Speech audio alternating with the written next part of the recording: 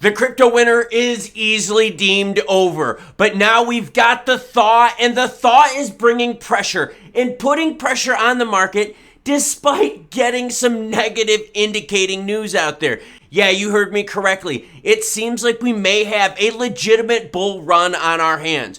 We're going to talk about XRP price action, CME Fed rate hike expectation. Yes, still expected to drop a 25 basis point hit on us, but the market is roaring green. And we got ETH pulling up the alts, giving them a lot more steam to keep that green going. And we've also got more reason on why the US is trying to destroy Ripple Labs. Wait until you hear what product they launch. Juicy goodiness. Now, Jonathan Taves' last game was last night. Watched him since he first came into the league. Even saw him in a Stanley Cup final game. So yes, for those of you hockey fans out there, Jonathan Taves, last game, last night. Last game as a Chicago Blackhawks player. XRP sitting at 52.8, up 3.8 last 24. Doge, the reason I'm bringing it up has to do with Twitter and Elon. Doge up, but it's not for the reason that you think. The big winner in the room is Shapella upgrade with ETH, getting them to 2106. Will that ETH boom last? I don't know. Last time ETH had the big upgrade, right? It was definitely a boom up to that 2000 mark and then came back down.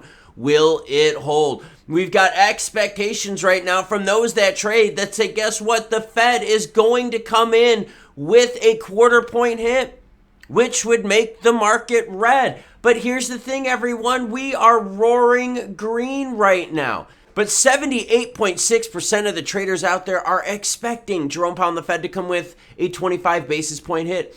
X marks the spot for Twitter and eToro.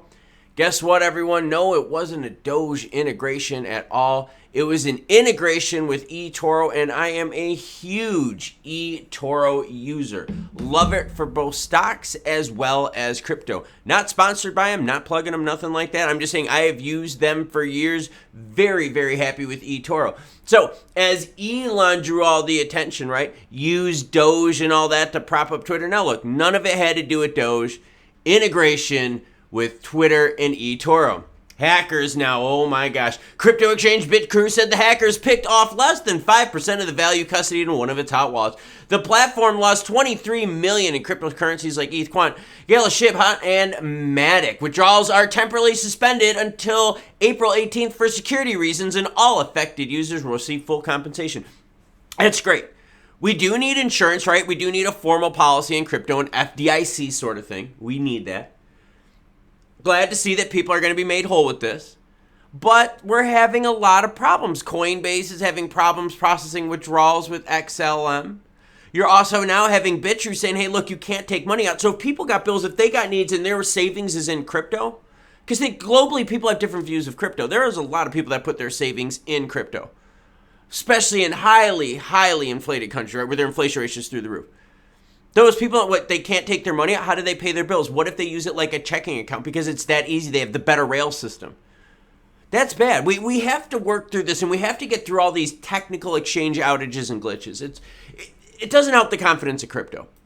75% Americans don't trust crypto, and nearly half of traders say their investments have performed worse than expected. Americans don't have a lot of faith in crypto. Around 75% who are familiar with crypto say they aren't confident that the current ways to invest in, trade, or use crypto are reliable and safe. Wow. That was a survey of 10,000 people 18 and older living in the U.S. 18% said they were somewhat confident, but 6% feel extremely or very confident. I bet you the majority of the 6% is watching this video right now, and thank you for doing so. Confidence varies by all ages. About 66% of U.S. adults under 50 who are familiar with crypto aren't confident in its reliability and safety. We just talked about that, right? Reliability with processing of transactions, Coinbase and XLM issues, been all over the news. I'm still in. Now they're having performance lag issues. You also have now all the thievery that's going on. That doesn't build the confidence. Not everyone is making their people one-to-one whole. A lot of the exchanges are, but there are some projects that are just getting washed by thieves, not having a policy. I've got those stats right here. If you're into this thing is way long, way in depth, lots of boku, no hot dog hallway action. This one seriously fills the gap. They've got every freaking stat on here you could want to read. I don't want to read it on here because it's like, oh my God, so long and in depth, and I don't want to bore you. But seriously, check it out. And as always, any article you see in this video will be linked in the description below. By the way, I apologize for my voice. I had a really, really hard speed workout yesterday for running. I'm trying to run a 6-minute flat mile.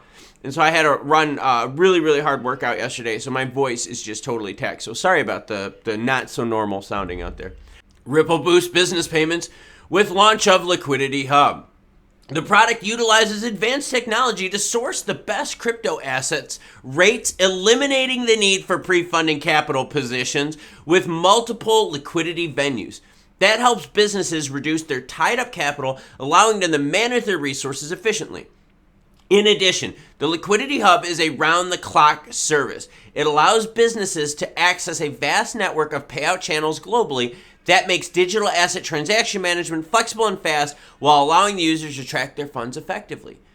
A Liquidity Hub run 24/7, where businesses don't have to worry about pre-funding, they can get access to capital at any time, is a massive threat to things like the United States, especially when it comes to like FEDNOW. This is a massive threat to anyone out there in terms of moving money. Business lending, traditional lending, brick and mortar. Yeah, this is a definite attack on it. So if you ever wonder why the SEC goes after certain people, why they went after LBRY, think about that one too, gosh. Look what industry they were protecting. Now look what industry they're protecting by going after Ripple Labs. Ripple Labs is going forward. This is why I'm excited, because they're launching product after product after product. Liquidity hubs like this are really cool. I made a comment the other day, and it had to do with trading 24/7. And one of the things that bugs me is there are downtimes with trading, and especially when it comes to like gold, some of the metals. Yes, and I get it. You could go to a pawn shop and you could trade gold. But in terms of, spot price, like trading, stuff like that, like digitalized trading, you don't have that 24/7. Now, you're seeing crypto obviously has 24/7. That's news moves 24/7. Business news happens 24/7. So the old ways of media, the old ways of tracking money, moving money, having things pre-funded, they're going to the wayside. And Ripple Labs as a business is really filling that gap. I'm very interested in what they're doing. It's very sad, though, to think that the SEC is holding them back and holding this expansion and tools to the U.S. Just frustrating stuff. But now let's go. XRP price action. Whoa, did we make a pop? Look at this right here. You had some good movement. I mean, we moved from 52 up on close here to 54.5. That's juice.